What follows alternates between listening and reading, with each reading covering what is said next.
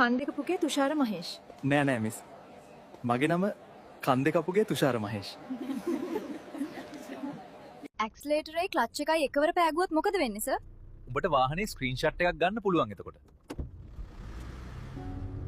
ඔනේ sir මගේ හබී හිතලා නෙවෙයි වාහනේ හප්පගෙන තියෙන්නේ. මේවාව එළියට දාන්න. එහෙම කොහොමද මැඩම්?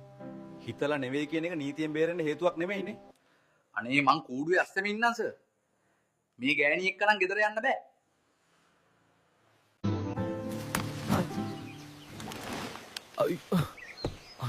අයියෝ සිග්නල් නෑ. තනිය ආවා. මොකා? ටානිය ආවා. තමුස ඒකි එක්කම ඵලයන්. කොහෙද මේ පැකට් එකක් උස්සන් යන්නේ? මේ තියෙන්නේ අපේ පැත්තේවත් නැති හිම වර්ගයක්. පොඩ්ඩක් අරන් යන්න ආපු ගමන් මහත්තයෝ. කවුරු හරි කෙනෙක් උඹට මෝඩයා කියලා කිව්වොත් නිහඬව අහගෙන ඉන්න පුරුදු වෙන්න. මොකද උඹ කවදා හරි ඇත්තට මූණ දෙන්න ඕනි. ඇයි සීයා අපේ ආච්චිව බැන්දේ? මම හරි ආසයි. කරදරේ වැටෙන්න දුවේ. වයිෆ් බේරගන්න හැදුවේ නැත්තේ ඇයි ඔබතුමා? මම හිතුවේ මෙයා හැම වෙලේම බෙරිහන් දෙන නිසා නිකන් කෑ ගහනවා ඇති කියලා නේද? ශෙහානි සද්ද නැතුව ඇඳේ ඉන්නවා වගේ ඉන්න. නැත්තම් අරුව අපිට නෙලයි. ඔව් ඔව්. තමුසේ හරියට නෙලන්නේ නැති නිසා තමයි මාත් සද්ද නැතුව ඉන්නේ. වෙන එකෙක් නෙලයි මෙහෙම ගිහින්. උඹලගේ ප්‍රශ්න වලට මාව අල්ලගන්න එපෝ. පාඩුවේ මනෝපාරක් ගහන් ඇවිදින්නත් නැහැ රෙද්ද. මොකද්ද මෙහි Wi-Fi password එක සහන්? අපි ඉන්නේ අඟහරු වල ගොනෝ. මගේ ගෙදර නෙවෙයි මේ. ඔයා ගාව රුපියල් 100ක් තිබුණොත් ඔයා මට කීයක් දෙනවද? මම ඔයාට රුපියල් 90ක් දෙනවා. ඒකට ඔයා ගාව මිලියන 10ක් තිබුණොත් ඒත් රුපියල් 90ක් දෙනවා. ඇයි ඒ?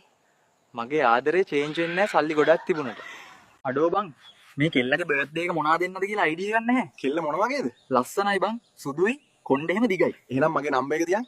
උඹලා ගන්නවද ගයිස් ලංකාවේ මේ දවස්වල වාසනාවන්තම පළතුර මොකක්ද කියලා? ඔව් යකෝ මේක බලන උඹත් ඒට වඩා අවාසනාවන්තයි බං. සිය චයිනීස් අය බබාලට නම් දාන්නේ කොහොමද? මෙහෙමයි නංගි එයාලා ඇල්මිනියම් වල දැන් බිම දානවා ඒකෙන් එන සද්දේ බබාට දානවා පින් පින් පින් කියලා.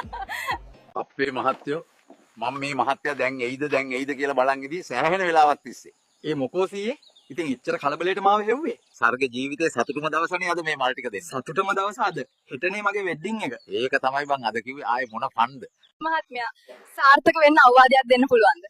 ඔයා මොනවද කරන්න කියලා කාටවත් කියන්න එපා. ඒකෙන් අපිව සාර්ථක වෙයිද?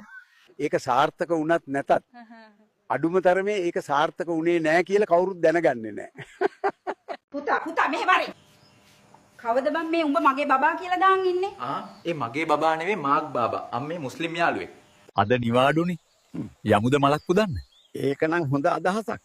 හිටපන් මම ඇඳුමක් දාගෙන එන්න. ඇයි ඒ ඇඳුම් මාරු කරන්න යන්නේ? යකෝ මෙහෙම පන්සලට යන්න පුළුවන්ද? මොගල්ද ජොයින්ට් එකක් ගහන්න කතා කළේ නාකී මැන්ටලේ. තෝ ඉතින් හරියට කියන්න එපයි බූරුවා. මම ඊයරා ඉංග්‍රීසි හීනයක් දැක්කනේ. මොනවද ඔය දැක්කේ? මට ඉංග්‍රීසි බැරි නිසා මේලෝ දෙයක් තේරුණා.